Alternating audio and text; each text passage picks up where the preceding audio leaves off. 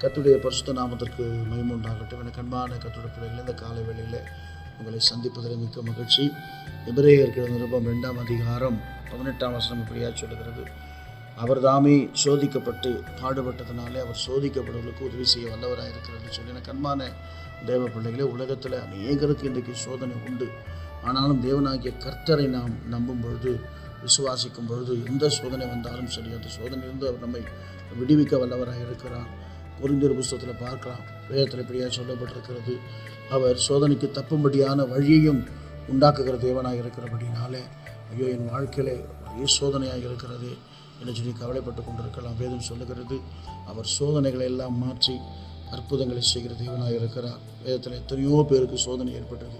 அந்த சோதனை எல்லாம் இயேசு கிறிஸ்து நின்று அவர்களை விடுவித்தது போல, இந்த காலை வேளையில் உன் சோதனையெல்லாம் அவர் மாற்றி ஒரு பெரிய ஜெயத்தை தந்து உன் வாழ்க்கையிலே சமாதானத்தையும்